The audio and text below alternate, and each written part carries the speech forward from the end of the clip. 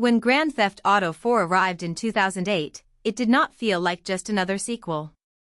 It felt like Rockstar had taken one of gaming's loudest, most chaotic franchises and pushed it into a colder, heavier, more believable world. After the huge scale and wild freedom of Grand Theft Auto, San Andreas, many players expected the next main entry to simply go bigger. More cities, more vehicles, more absurd missions, more everything. Instead, Grand Theft Auto 4 narrowed its focus and deepened the details. It traded sun-soaked excess for concrete streets, gray skies, immigrant struggle, organized crime, and moral compromise.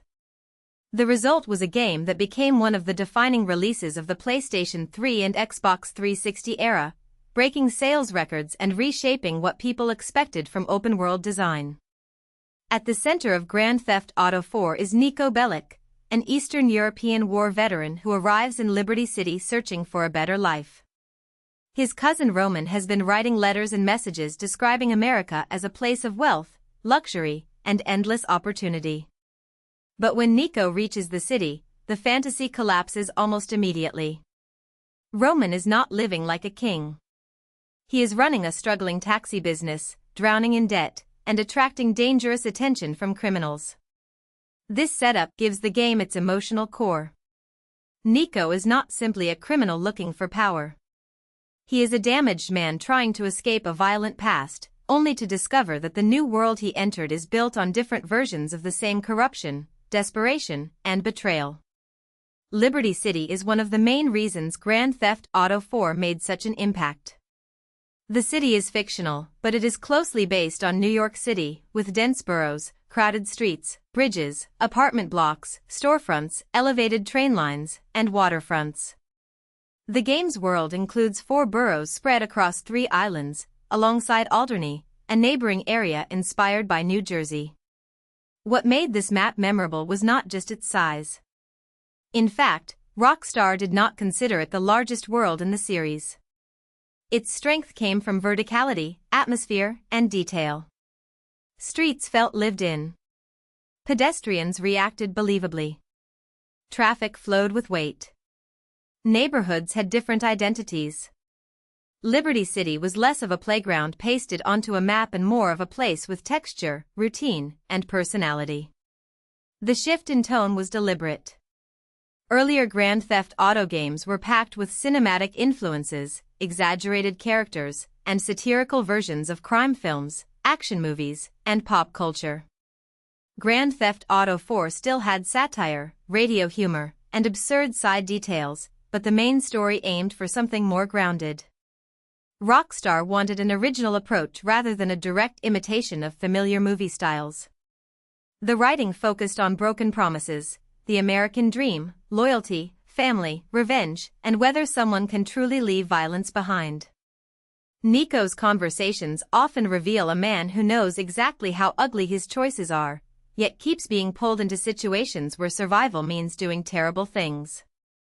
That tension made the story feel unusually serious for a blockbuster action game. Gameplay also reflected Rockstar's push toward realism. Grand Theft Auto 4 is played from a third-person perspective, with players moving through the world on foot and in vehicles. Driving felt heavier than in previous entries. Cars leaned, skidded, and reacted with a sense of mass that some players loved and others found difficult at first. Combat was more cover-based, more physical, and more grounded in urban shootouts than arcade chaos. Even small details contributed to the tone. Characters used mobile phones, friends called to make plans, police chases felt more procedural, and the city's physics gave collisions and movement a new weight. The game still allowed mayhem, but it wrapped that mayhem in systems that made Liberty City feel more reactive and less cartoonish. Creating that sense of place required an enormous development effort. Work on Grand Theft Auto 4 began soon after San Andreas, and development was shared across many Rockstar studios around the world. The team treated the world as the most important element of the game, because the city had to support every mission, chase, conversation, and random moment. To build Liberty City, developers conducted extensive field research in New York. They captured more than 100,000 photographs and several hours of video, studying architecture, traffic patterns, street life, signage, neighborhoods, and atmosphere. This research did not produce a one-to-one copy of New York, but it helped Rockstar create a compressed version that felt authentic. Liberty City worked because it captured the feeling of a metropolis, not just its landmarks. The scale of the project was reflected in its cost. Grand Theft Auto IV's budget climbed to over $100 million, making it one of the most expensive video games ever developed at the time. That number mattered because it showed how much the industry was changing. Big games were becoming major entertainment productions, with budgets and launches comparable to Hollywood films. But Rockstar was not spending that money only on cutscenes or spectacle. Much of the investment went into systems, animation, voice work, world design, music, writing, technology, and the invisible details that made the city feel alive. Grand Theft Auto 4 became a symbol of the seventh console generation's ambition. Games were no longer just bigger, they were expected to be denser, more cinematic, and more technically convincing. When the game launched for PlayStation 3 and Xbox 360 in April 2008, the response was enormous. Critics praised its narrative, open-world design, atmosphere, and technical ambition. Many reviews treated it as a landmark moment, not simply for Rockstar, but for the medium. Commercially, it was even more dramatic. Grand Theft Auto 4 earned about $310 million in its first day and $500 million in its first week, becoming the fastest-selling entertainment product in history at the time. That meant it was competing not just with other games, but with movies, music, and books as a mass-market cultural event. Its Windows version followed in December, extending its reach even further, though the console release had already cemented its status. Grand Theft Auto 4 also included an online multiplayer mode, allowing up to 32 players to enter a version of Liberty City together. In 2008, open-world online multiplayer was still far less standardized than it would become later. The mode offered both cooperative and competitive gameplay, letting players race, fight, complete objectives, or simply cause chaos across the city. It was not the same kind of persistent online universe that Grand Theft Auto Online would later become with Grand Theft Auto 5, but it was an important step. It showed how the detailed single-player city could become a shared space, and it gave players a new way to experience Liberty City outside Nico's story. In hindsight, it feels like a bridge between classic single-player GTA and Rockstar's later online future. Rockstar expanded Grand Theft Auto 4 with two major story add-ons, The Lost and Damned and The Ballad of Gay Tony. These expansions did something more interesting than simply adding unrelated missions. They told new stories with new protagonists, while connecting back to events from the main game. The Lost and Damned follows a biker gang perspective, bringing a rougher, more grimy view of Liberty City's criminal world. The Ballad of Gay Tony shifts toward nightlife, celebrity, excess, and high-risk crime. Together, the expansions turned Liberty City into a multi-perspective narrative space. Players could see the same city, and sometimes the same events, through different lives and different social circles.